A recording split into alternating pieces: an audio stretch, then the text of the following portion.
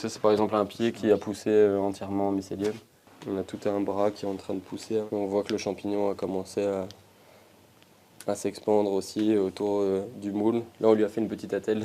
Il design Bruxelles. Dans cet atelier d'architecture, Florian Mailleux et ses collègues de Bento travaillent la matière vivante. Comprenez les champignons et leur appareil végétatif, le mycélium. C'est comme des petits doigts, en fait, qui viennent s'enchevêtrer, qui créent un tissu, qui créent une matrice, qui encage un corps. Le corps, c'est un substrat végétal, donc un substrat de bois. Il vient le digérer et le remplacer. En quoi c'est intéressant, du coup, pour nous, en tant qu'architectes, c'est que c'est une matière qui se génère d'elle-même. C'est quelque chose en pousse, contrairement au béton ou même à la terre crue, qui sont des liants à prise chimique ou mécanique. Ici, on a vraiment quelque chose qui se génère de lui-même. C'est à la fois quelque chose qui peut être ductile, donc quelque chose qui peut être comme un cuir. Donc on peut imaginer une application dans la mode ou le design, par exemple. On peut imaginer des panneaux isolants thermiques ou des panneaux isolants acoustiques. Et la particularité, c'est de maintenir la matière vivante pour qu'au besoin, elle puisse se régénérer. Imaginez cette fissure, par exemple, elle pourrait s'auto-réparer. Pour tuer le mycélium, il faut le chauffer à 70 degrés à cœur, et là ça le stabilise.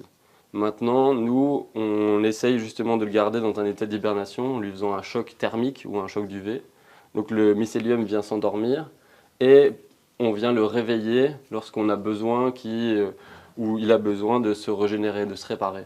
Aujourd'hui, entre deux maquettes, l'équipe fait pousser des morceaux de sculpture pour une future expo à Mons. Il y a quelques mois, elle était à Venise pour représenter la Belgique à la Biennale d'architecture. On a été construire de nos mains le pavillon pendant un mois et demi sur place. On voit que c'est une énorme structure, une ossature en bois sur lequel on est venu parer des panneaux de mycélium de 50 cm sur 50 cm.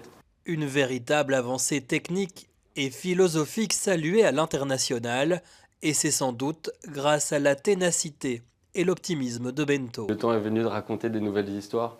Et pour nous, c'est aussi le moteur quelque part de la recherche, c'est d'être quelque part optimiste. Bien que on est conscient en étant en militant quelque part pour une écologie de l'architecture, on connaît aussi ce que le secteur de la construction fait aussi au monde, au territoire. Et du coup, pour nous, c'est aussi une manière de proposer des alternatives et d'être assez optimiste sur le fait de trouver des solutions, raconter